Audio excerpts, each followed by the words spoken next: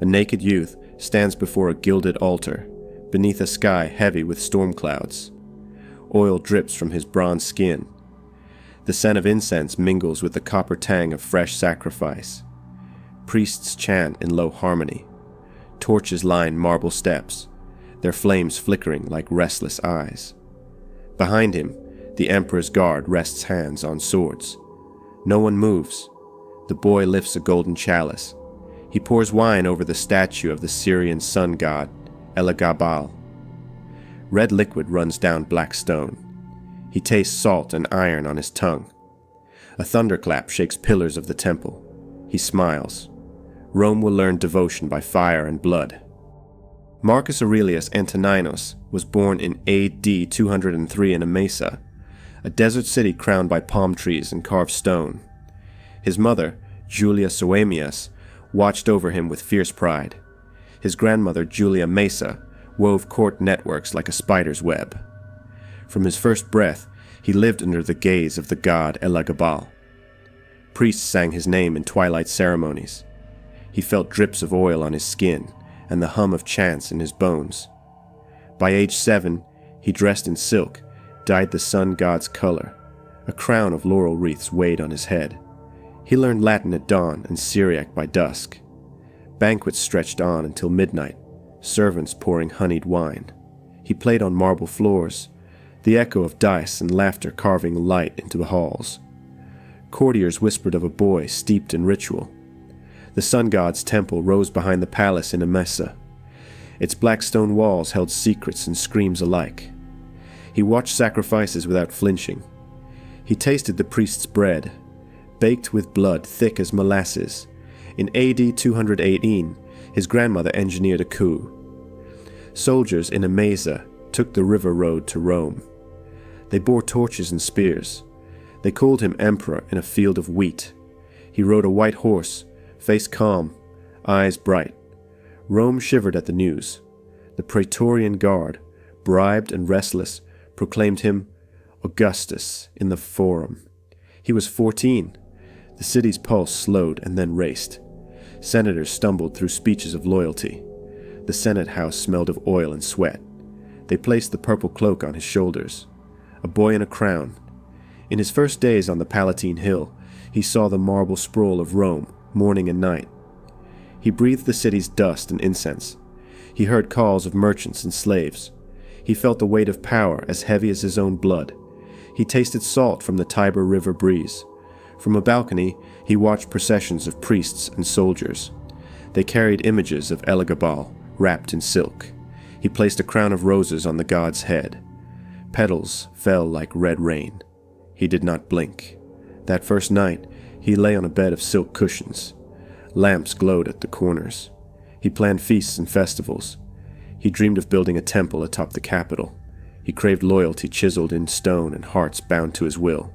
He drifted to sleep as the city slept beneath him. Before we move on, we want to thank you for listening. We really like making these videos and would highly appreciate it if you subscribe to our channel. Thank you. Let's move on. Within weeks, he shattered tradition. He announced marriage to a Vestal Virgin named Aquilia Severa. She wore white robes, hair bound in sacred braids. Her vow forbade marriage, her life dedicated to Vesta's eternal flame. He declared her the living bride of Elagabalus. Rome gasped. A Vestal's union was a crime punishable by death, yet no one dared raise voice. Soldiers lined the streets. Priests chanted outside the temple of Vesta. He and Aquilia moved into a wing of the imperial palace. He fashioned a small altar there. Ivory columns supported a black stone idol. Late at night, they knelt before it. He poured scented oil over her feet. He spoke vows in Syriac. She repeated them in Latin. He kept her close as crowds pressed against palace gates. Flames from torches painted their faces gold. At midday, he ordered sacrifices in the temple of Elagabalus on the Palatine. Bulls and deer bled onto mosaic floors. He watched the priests carve hearts free and hold them aloft. He whispered to Aquilia, fingers stained red. She trembled but did not turn away. He pressed a kiss to her temple and tasted copper on his lips. Public ceremonies followed. He paraded Aquilia through the forum, lifted onto a throne beside him. He crowned her Augusta with a wreath of sunstones. Senators knelt. A Vestal bride at his side. He drank from silver cups. He proclaimed that Vesta and Elagabalus were one. The old priests of Rome fumed in secret. The people murmured. He heard there were plans to strip him of power. He sent guards to the Senate house. He ordered a night watch at every temple door. He would protect his god and his bride. That evening, in the palace's inner courtyard, he hosted a feast. Tables groaned under lamb roasted with rue and figs. Wine flowed in crimson rivers. Dancers moved between columns etched with sun rays. Musicians strummed lyres in minor keys. He lifted Aquilia's hand, and they danced around the altar. Torches blazed.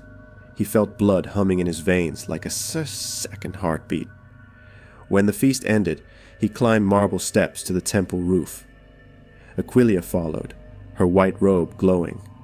They knelt before the sky. He held her shoulders. He whispered prayers to Elagabalus. Lightning flickered. A breeze caught her hair. He tasted freedom and terror side by side.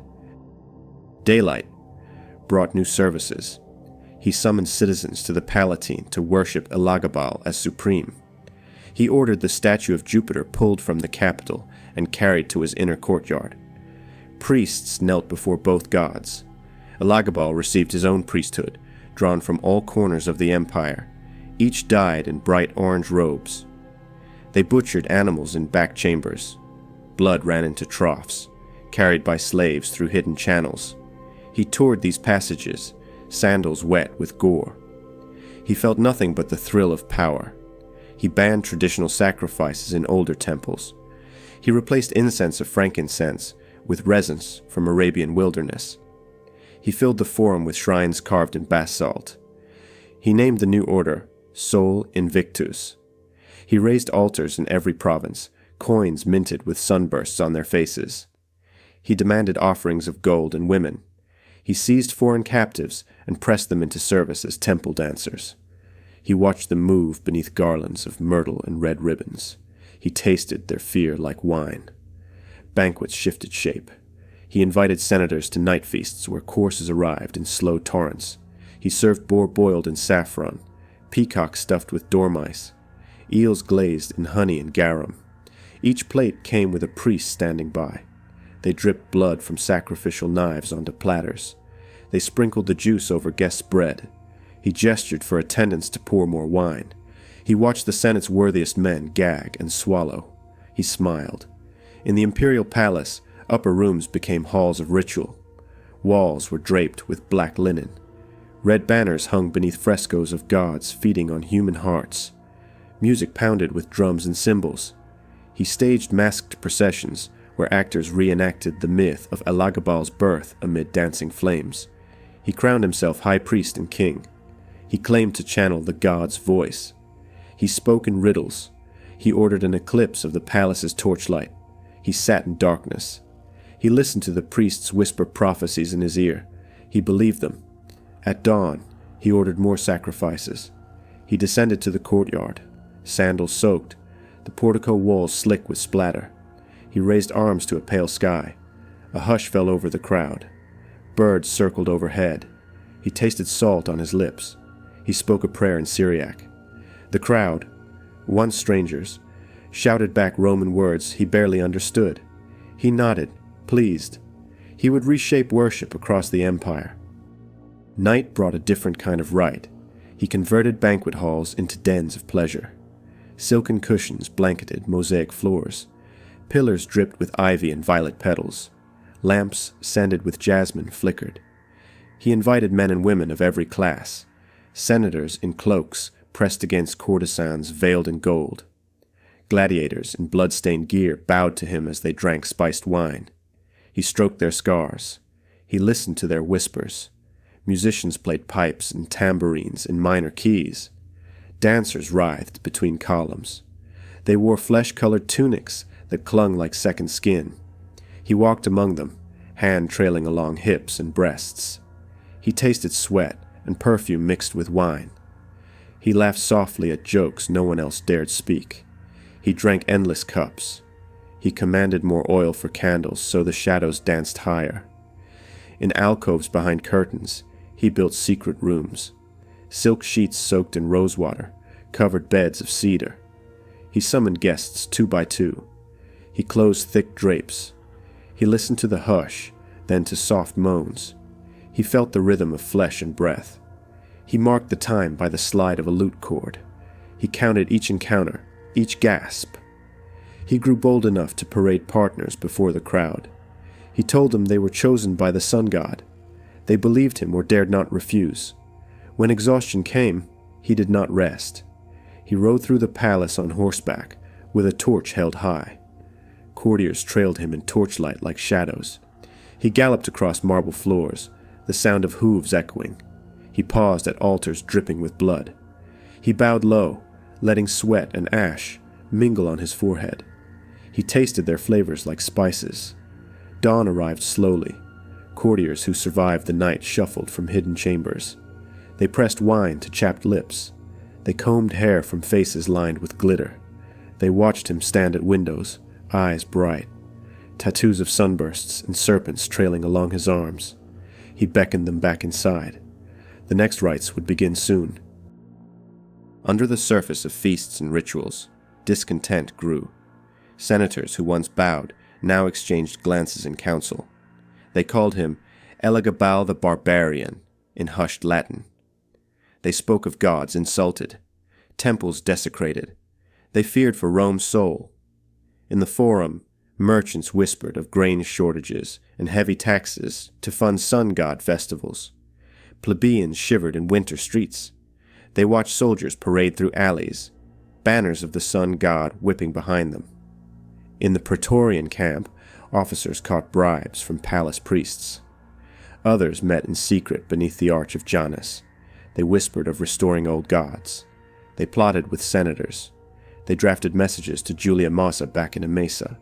She received them beneath olive trees, each note folded in wax sealed with blood. She read them by torchlight, lips pressed in a thin line. She knew the threat. She moved with caution, feeding false rumors of the emperor's favor while she built new alliances. At dawn in the palace courtyard, he warned his guard of traitors. He led them to the altar of Elagabalus. He showed them the lingering stains of slaughter. He tasted steel on his palm and made them swear oath after oath. He believed, truly believed, that loyalty was born of fear. Some guards nodded, faces pale. Others stared at the god's idol with eyes that flickered doubt. At night, some slipped from the barracks, swords hidden. They whispered names they would rather see, and names they would not.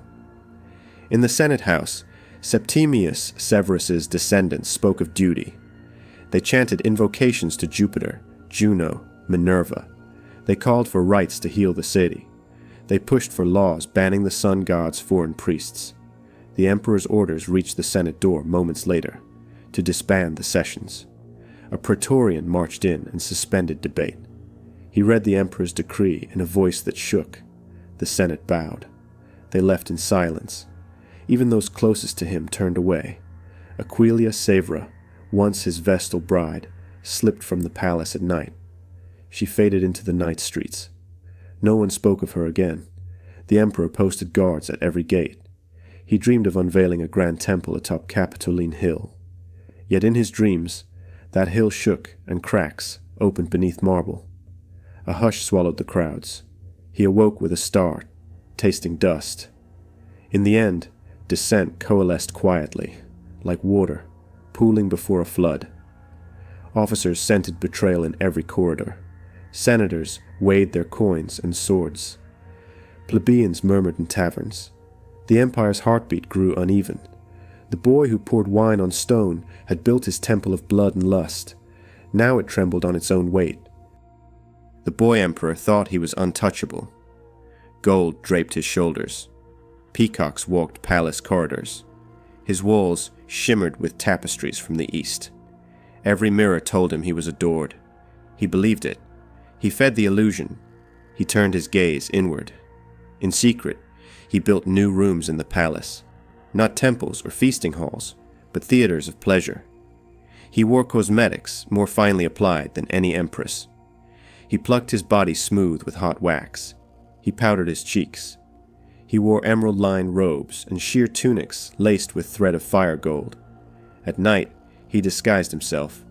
He walked the palace halls dressed in woman's robes, jewelry heavy on his wrists. Some nights he called himself Empress. He asked to be called Lady. He ordered his guards to treat him as a bride. He went further. He chose lovers not from the noble class, but from gladiators, dancers, slaves. One was a charioteer named Hierocles, blond, strong, sharp with cruelty. Elagabalus called him husband. He displayed him in public, hand in hand, as if it were custom. Senators watched with veiled faces. Women turned their eyes, but no one spoke aloud. They feared more than his sword. They feared his unpredictability. In the palace's northern wing, he built what he called his Wheel of Fortune. It was not made of wood or stone, but of guests. Each night, he spun the wheel, choosing who would serve him as a guest, a slave, a dancer, or an object of ridicule. He tied men to the wheel. He dressed women in armor and ordered them to duel for his amusement. He painted generals in makeup. He laughed as old men stumbled through seduction rituals. The laughter turned sharp. He gave coins to beggars in exchange for strange tasks. He filled palace rooms with street performers. He set senators to dine on food dyed blue and black, just to see their faces twist. He swapped the nobles' wives into the kitchens. He made slaves sit at table. He danced barefoot through halls, while drums beat through the night. He called it divine madness. Others called it humiliation. He passed laws permitting public marriages between men and declared himself high priest of them. He dressed as Venus and held ceremonies before idols of strange gods. He claimed the sun god was both man and woman, so he too would live in both forms. He did not care for mockery. He heard it and smiled, but behind his back, eyes narrowed. Smiles faded. Whispers turned to mutiny. The wheel he spun now circled closer to the edge. As Rome turned away, Elagabalus turned inward. Pleasure became ritual. He no longer held feasts for celebration, but for spectacle. He filled tables with delicacies that cost more than farms. Flamingo tongues, eel baked in rose petals, nightingale brains soaked in fig wine, entire walls covered in fresh garlands, changed 3 times a night. He once invited 100 guests and released tigers among them, declawed but snarling. He watched them shriek and run. He laughed as wine spilled.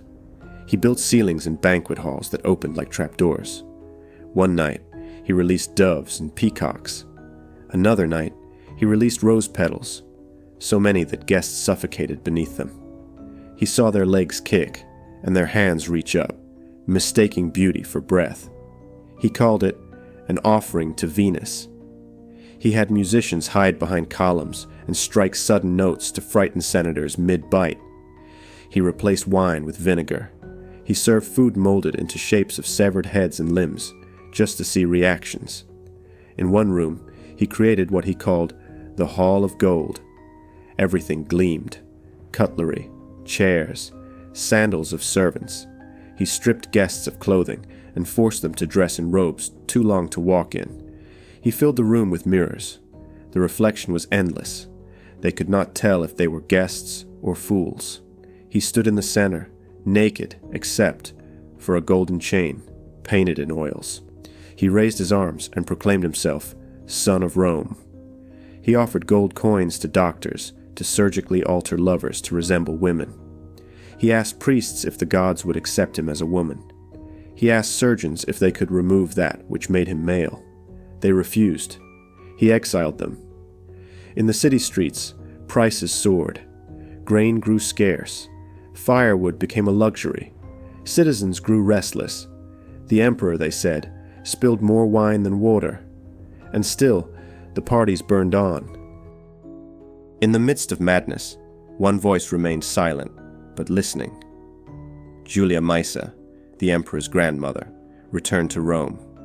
She moved like a shadow, her veil hiding expression, her words wrapped in politeness. She smiled at her grandson and praised his temples. She kissed his cheeks and poured him wine. Then she met with generals in private. She had placed him on the throne, but now he had become a danger, not only to Rome, but to their family's legacy. She feared more than scandal. She feared revolt. She brought with her another boy, cousin to the emperor, but opposite in every way. Calm, disciplined, Roman in bearing. His name, Alexander Severus, 15 years old, handsome, quiet, educated in old ways. She spread rumors that he was favored by the gods. She hinted he was Elagabalus's heir. The soldiers began to take notice. Elagabalus heard of this and laughed. Then he grew uneasy. He dismissed his grandmother from meetings. He slapped servants. He cut short feasts and paced palace corridors. He demoted Alexander, then promoted him again, then sent him away, then called him back. He ordered his guards to swear loyalty, but the oaths felt hollow. Even Heracles, his husband, warned him that the people now chanted Alexander's name in the streets. Elagabalus panicked. He recalled the Praetorian Guard. He ordered executions of those who whispered support for Alexander. But the more he tightened his grip, the more they slipped away. Maesa watched, her eyes still and her lips sealed. She had made one emperor. She could unmake him. March 11th, AD 222. The air was cold, but Rome simmered. At the barracks near the city gates, the Praetorian Guard formed ranks, not in celebration, but in defiance. They turned their backs on the boy emperor. Elagabalus sensed it. That morning, he rode in a chariot pulled by white horses, dressed in violet robes, gold dust on his face. Citizens watched silently. No cheers, just silence. He returned to the palace and found the gates shut. The guards refused to open them. He screamed. He called out names. He threatened, pleaded. No answer. He ran to the temple of Elagabalus, kissed its black stone base, and begged the god to speak. Silence. In panic, he fled with his mother, Julia Soaemius. They reached the baths on the Palatine Hill. He tore off his robes and hid in a storage closet. Soldiers burst in. They found him trembling. No crown, no makeup, just a boy of 18, soaked in sweat. They dragged him out. His screams echoed in marble halls. He clung to his mother's robes. They stabbed her first. Blood sprayed across the mosaics. She fell without a word. They held him down. The knife pierced once, then again. No ceremony, no last rites. The priest of the sun god bled out on stone tiles. They beheaded him. They stripped his body. They dragged him through the streets. Citizens spat. Children threw stones. His body, once bathed in perfume, now caked in dirt and blood. They threw his corpse into the Tiber. The river swallowed him without a sound. The sun rose. Rome stirred. The emperor was gone. The banners of Elagabalus were torn from walls. The black stone idol was pulled from its temple and shipped back to Syria. Priests vanished. Those who stayed burned their robes. The name Elagabalus was stripped from coins, from statues, from history books. The Senate passed damnatio memoriae, his memory condemned, his portrait smashed, his temples closed, his laws erased. Alexander Severus was crowned. He spoke softly. He restored order. He praised the old gods. He built no spinning wheels, no rooms of roses. He ruled quietly, always watched by Julia Maesa. But Rome remembered, not openly, not in speech, but in whispers. They remembered the boy in silk robes, dancing under torchlight. They remembered the woman's voice on the emperor's lips. They remembered the scent of wine and blood in the palace wind. Years passed. Tourists asked about the mosaic stained near the Palatine baths. The guide would hesitate, then say, "A mad emperor, once." His body was gone, but the echo remained. Rome had known hundreds of emperors, some cruel, some wise, but none quite like him. A priest, a bride, a butcher, a boy. The sun god's voice faded. The Tiber kept his bones, and history, despite its efforts, never forgot the name, Elagabalus. If you came this far, click the next video on the screen now. Subscribe to stay with us as we explore more dark turns of history.